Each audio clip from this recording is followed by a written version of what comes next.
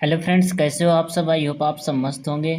Friends, आज की इस वीडियो में हम लोग डिस्कशन करने वाले हैं क्लास 12th फिजिक्स के इम्पॉर्टेंट डेरिवेशन के बारे में। ठीक है, ये डेरिवेशन बोर्ड एग्जाम के लिए बहुत ही इम्पॉर्टेंट हैं और लगभग हर साल पूछे जाते हैं, क्योंकि लॉन्ग आंसर और डेरिवेशन कुछ 15 से 20 डेरिवेशन ऐसे हैं जो फिक्स होते हैं, हर साल किसी न किसी सेट में पूछे जाते हैं। ठीक है, तो आज हम उन सारे डेरिवेशन को देखने वाले हैं इस वीडियो में।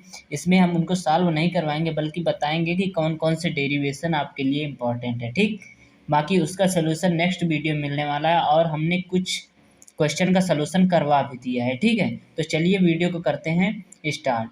ठीक, चलिए देखते हैं यहाँ पर सबसे पहला क्वेश्चन क्या कहा गया है कि किसी किसी वैद्युत द्विध्रुव के कारण अच्छी स्थिति में किसी बिंदु पर वैद्युत क्षेत्र की तीव्रता का व्यंजक प्राप्त कीजिए। ठीक है, तो ये जो क्वेश्चन है ये एग्जाम में हर साल लगभग पूछा जाता है, किसी न किसी सेट में ये मिलता ही मिलता है। ठीक है, तो आप लोग इसको बहुत अच्छे से तैयार कर लीजिएगा। ठीक, चलिए अब अगला देखते हैं कि गॉस की प्रमेय का उल्लेख कीजिए। मतलब इसमें गॉस की जो प्रमेय है उसको आपको क्या करना है, पूरा सॉल्व करना है। ठीक है, डेरिवेशन पूरा करना है और इसकी सहायता से, और इसमें पता है आप लोग थ्योरी लिखना मत भूलिए, क्योंकि बोर्ड एग्जाम में क्या होता है लिखने के ही नंबर मिलते हैं।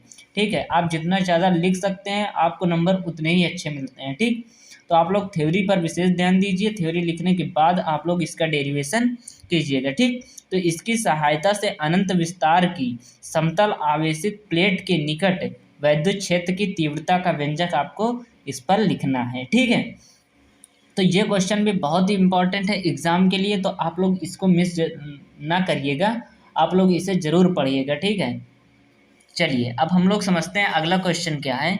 अगला क्वेश्चन 3 नंबर में कहा गया है कि समांतर प्लेट संधारित्र की धारिता के लिए व्यंजक का निगमन कीजिए।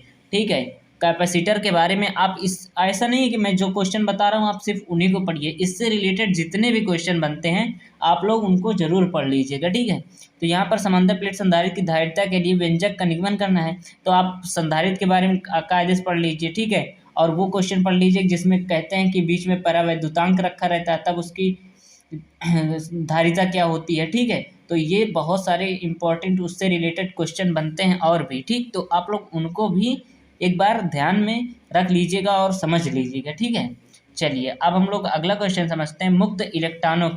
मुक्त इलेक्ट्रॉन मतलब फ्री इलेक्ट्रॉनों के अनुगमन वेग से आप लोग क्या समझते हैं। ठीक है, ड्रिफ्ट वेलोसिटी। ठीक, तो ये क्वेश्चन भी बहुत इंपॉर्टेंट है, आप लोग इसको भी समझ लीजिएगा। ठीक है, क्योंकि आप अगर एक भी क्वेश्चन छोड़ देते हैं तो फिर वहाँ पर आपके नंबर कटने के चांसेस हो सकते हैं। ठीक, तो आप लोग गलती मत करना, एक एक क्वेश्चन को पढ़ के जाना। ठीक है, चलो अब हम लोग अगला देखते हैं।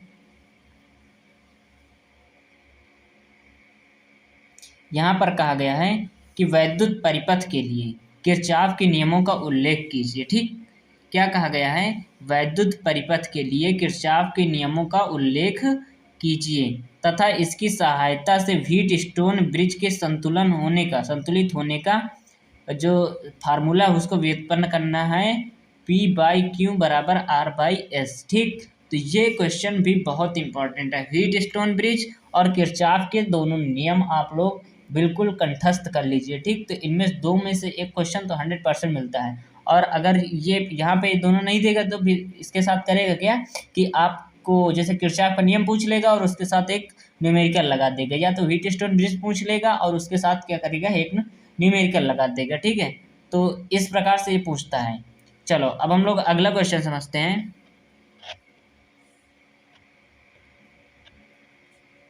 यहाँ पर क्या कहा गया है, देखो, किसी गोलीय पृष्ठ के अपवर्तन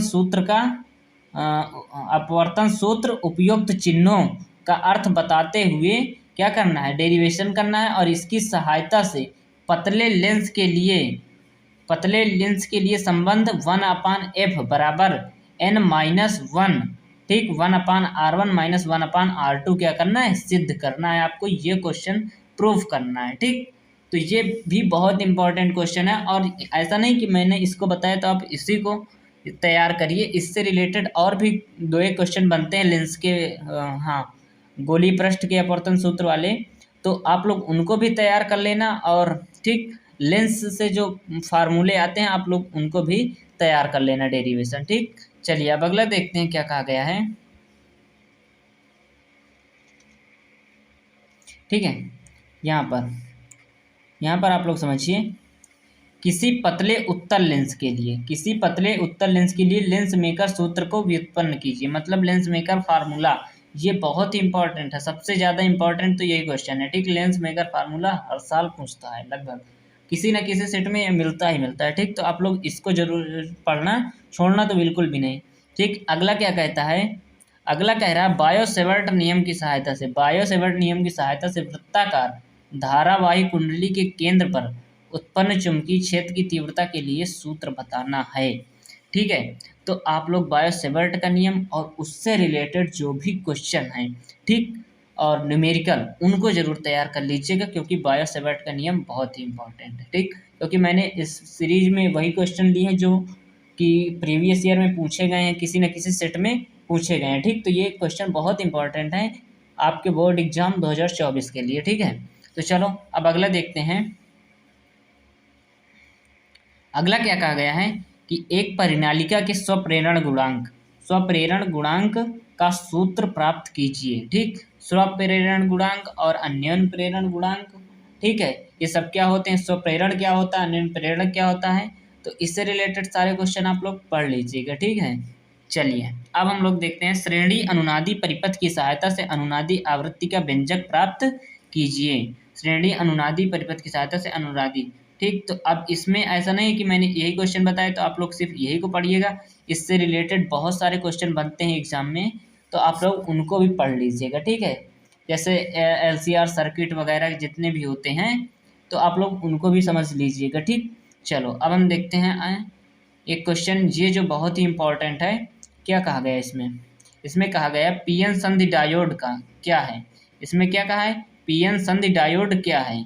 ठीक है, क्या होता है, परिपथ आरेख खींचिए तथा पीएन संधि डायोड का अर्ध तरंग दृष्टिकारी के रूप में प्रयोग तथा कार्यविधि को समझाइए। ठीक, तो ये क्वेश्चन पता है इसमें क्या करना है आपको, कि इसमें आप लोग डायग्राम बनाना मत भूलना। ठीक, इसमें क्या करना है आपको, डायग्राम बनाना मत भूलना, क्योंकि डायग्राम बहुत ही इंपॉर्टेंट होता है पेपर में। ठीक, अगर आपका डायग्राम सही है ना तो एग्जामिनर नंबर आपको दे देगा, बट आपको लिखना भी ज़रूरी है। ठीक, तो सबसे पहले अगर कोई भी एग्जामिनर होता है तो वो डायग्राम पर आपकी नज़र मारता है, क्योंकि इतनी सारी कॉपियाँ रहती हैं, पूरा तो कोई नहीं पढ़ सकता है। ठीक है, तो इसलिए आप लोग फोकस करना कि आपका फिगर सही बना हो और अच्छे से लिखा हो। ठीक है, तो चलो आज की वीडियो यहीं पर समाप्त करते हैं और फिर मिलते हैं किसी नेक्स्ट वीडियो में और नेक्स्ट टॉपिक के साथ। तब तक के लिए धन्यवाद है।